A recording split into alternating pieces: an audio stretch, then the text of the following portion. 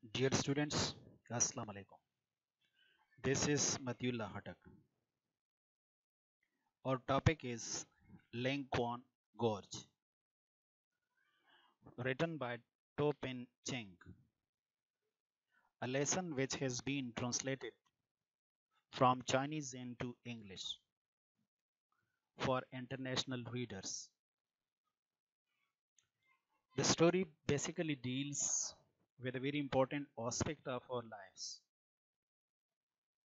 Here, the writer guarantees the success and progress of a country unstoppable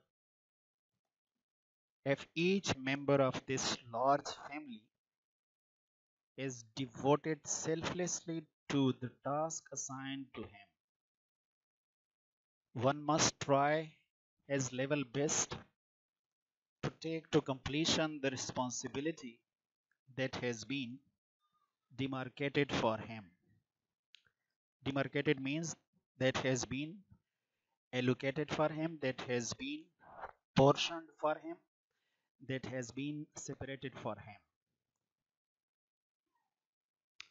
So the same thing which Topen Cheng says in this story is expressed by our national poet in a single couplet where he says अफराद के हाथों में है अक़वाम की तकदीर अफराद के हाथों में है अक़वाम की तकदीर हर फर्द है मिल्लत के मुकद्दर का sitar.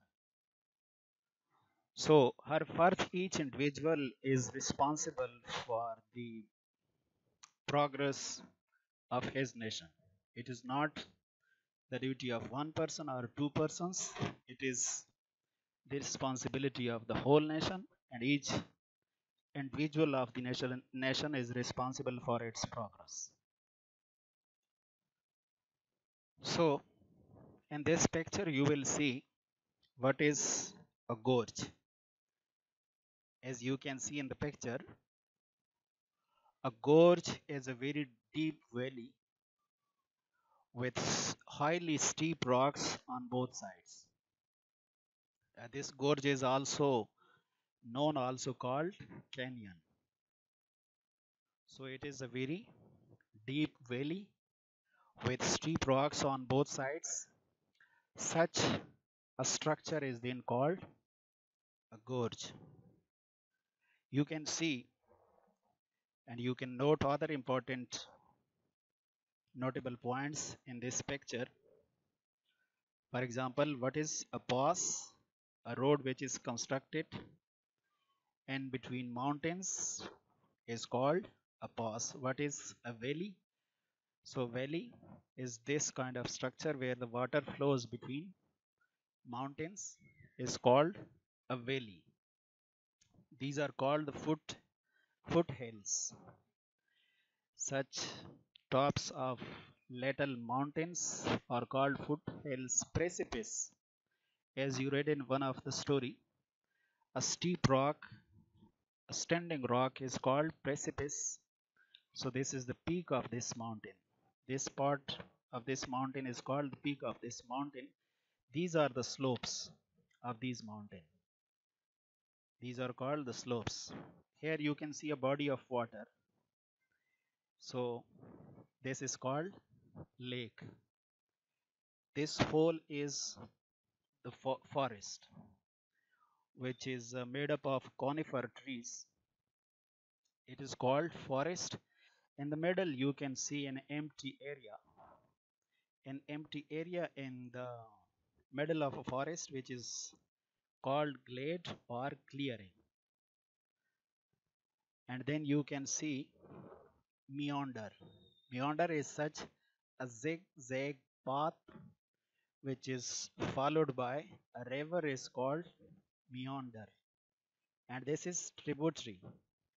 Tributary is a helping channel that contributes to the river or takes water away from the river is called tributary. And here you can see is the trek and the foot of the mountain which is used by walkers and scree. Scree is used for loose stone at the foot of the mountains where there is great possibility you can slip if you walk on them. So these are loose stones, and such a big stone is called boulder. Here you can see the waterfall. Water falling from such a high place is called waterfall. Here is the source of this waterfall. This is plateau. As you read in one of your story in the previous class, plateau is a raised surface in between mountains, among mountains, is called plateau. So these are called mountain ranges. These are called mountain ranges. And here is the glacier. This snow in the form of a complete body is called snow. It is ice. If it is falling down, called ice. This is the ridge of this mountain. This is the snow covered mountain, as you can see, and the snow covered mountain has a peak which is called summit. And here you can see they are the snow line.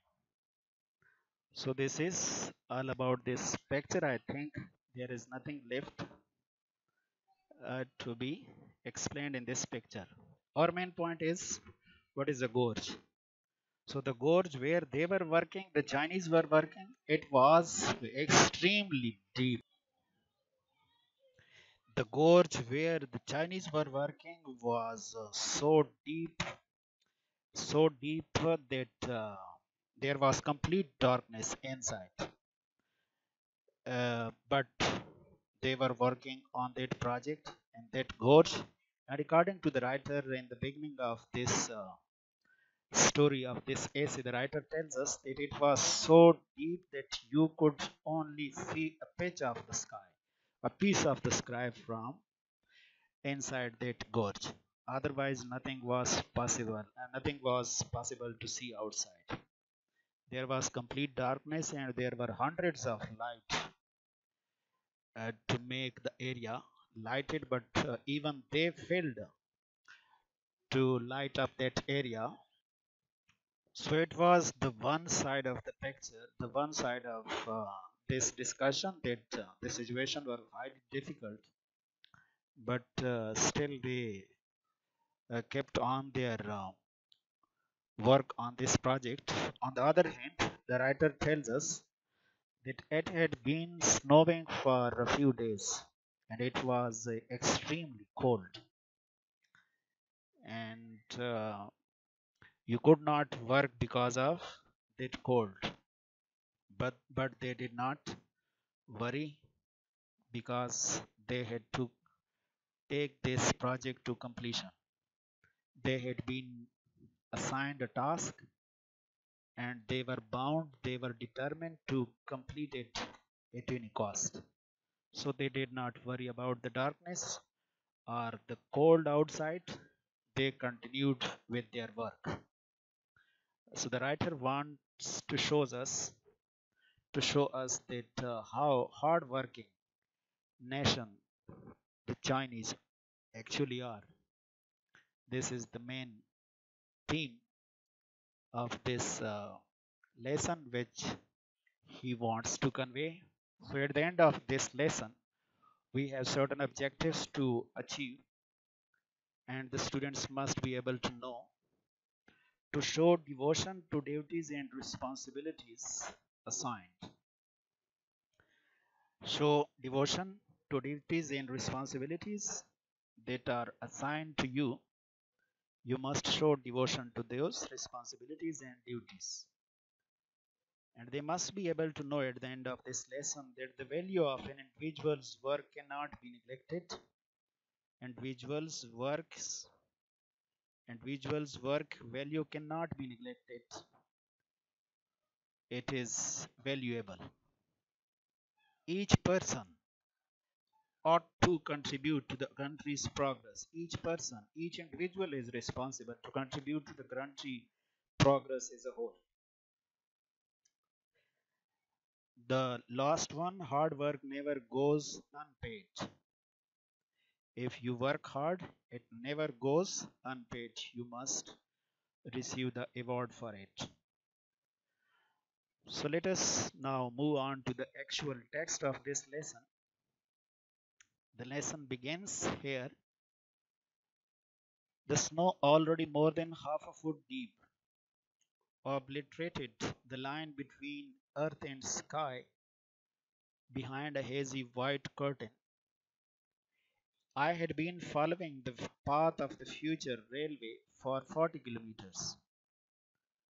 Although I could hear the roar of machinery further back in the hills. I had seen neither work sites nor workers. Entering Lincoln Gorge, my irritation increased. Even in clear weather in this gorge, the sun never shone. It didn't matter where you looked up along the twisting course, the most you could see of the sky was a patch no bigger than the palm of your hand. Now it was dusk, and the swirling snowflakes and the gale made every step a struggle. Construction in the gorge was very busy. Everywhere people were at work. Generators, cement mixers, air compressors shook the ground.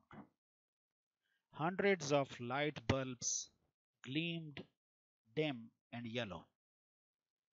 Electric wires crisscrossing like a giant spider web were scarcely visible, but I could see the overhead cables and their pulley cars sliding back and forth loaded with materials.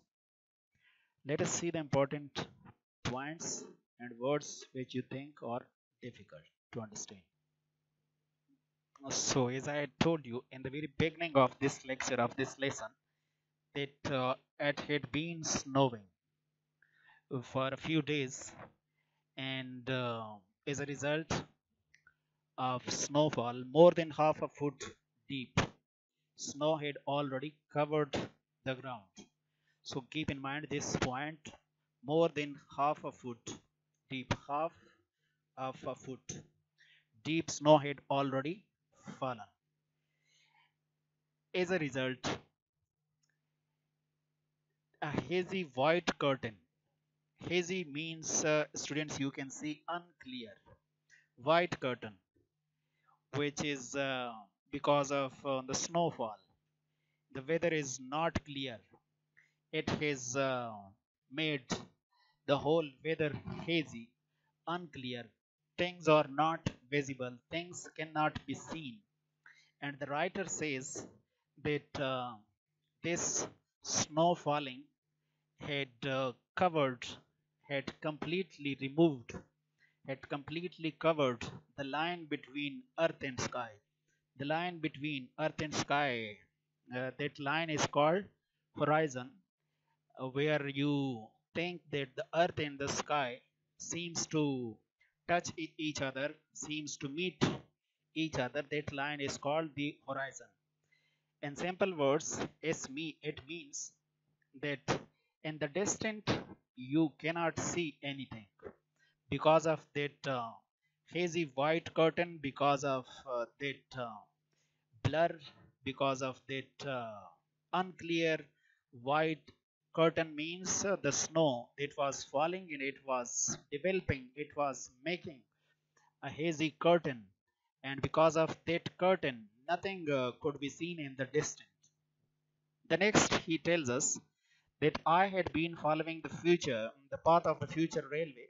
I had been following this path that was supposed to be the railway for 40 kilometers in the future. It was supposed to be the railway in the future. I had been following this path for 40 kilometers. So this is one more important point, that he had been following the path of the future railway for how many kilometers? For 40 kilometers. So, although I could hear the roar of machinery, the roar of machinery, the extreme noise. Roar here means the extreme noise that the machinery was making while working, and that gorge. Although I could hear the roar of machinery, I could hear the noise, the extreme noise of that machinery further back in the hills. In the distant hills. Further back in the hills means in the distant hills. I could hear the noise of the machinery. And then he tells us that he had neither seen the site of the work, the place of the work, the place where the work was going on. He says, I had neither seen that place, that work site, nor I had met the workers before this. So when he reaches entering Lingquan Gorge, when I reached that spot, that site, when he entered that gorge, he says, my irritation increased. My irritation means my annoyance, my anger, my worries increased. So he became very, he was now very much annoyed. His anger, you can say, not in the exact sense, anger has very increased because he was thinking where he has found himself. So you can put this question, why did his irritation, his worries increased? The answer would be that the weather condition there were extremely bad, because he tells us even in clear weather, if the weather was clear, the most you could see, as he tells us, was a patch of which was no bigger than the palm of your hand. And that he tells us that in clear weather, the gorge, the sun never shone. Even in the clear weather, the rays of the sun did not reach to that gorge. Never shone, never shone in that gorge means the sun rays, the light of the sun never reached that gorge because there was complete darkness even in daytime. It did not matter where you looked up along the twisting course. The twisting course means the zigzag path that was going up to the sky from the bottom of that gorge. If you tried to look up along that twisting course, along that zigzag path, the most you could see of the sky was a patch no bigger than the palm of your hand. So, if you could see anything, it was a patch of the sky, a piece of the sky, which was not bigger than the palm of your hand. It may be an exaggeration, but you should try to understand, because he want to picturize the thing, because he want to print a picture on your mind that how difficult situation there were, but still they continued their work. Now it was dusk. Dusk means is it was evening time, and the swirling snow. Swirling means to move around in a circle. When the snow falls, it falls making swirls, making quick movements in the form of a circle, and it comes down to the earth. So, and the swirling slow snowflakes, you can see soft piece of frozen water is called snowflakes. They were coming down to the earth, making a round circle, and the gale means a strong wind, made every step a struggle. It made every step very difficult. A struggle means very difficult for him to take even one step further to go on, because it was dusk time. So you can imagine the difficult situation he is going through. It was evening, falling now, and the snowflakes, they were coming down, making a circle down to the earth. And the most difficult thing to face here is gale, the strong wind that was blowing. And he says all these things combined made every step for him very difficult. And then he further tells us that construction in that gorge was very busy. Everywhere people were busy in work. Generators, these are cement mixers, air compressors, all they were in their operating condition. So they were shaking the ground. They were running, all they were in operating condition, all they were running. So all of them in their running condition make the ground shook. The whole ground was shaking. And there were hundreds of lights, as I told you in the beginning of this lesson. There were hundreds of lights which were lighted to make the area light up, but they gleamed dim and yellow. But in this darkness, they could not make the area light up. So the writer, once again, you can see, is exaggerating, overstating the situation. Maybe or may not be, but he wants to highlight the difficulty of the situation. There were hundreds of lights, there were hundreds of bulbs in order to make the area light up, but they failed to make that area illuminated.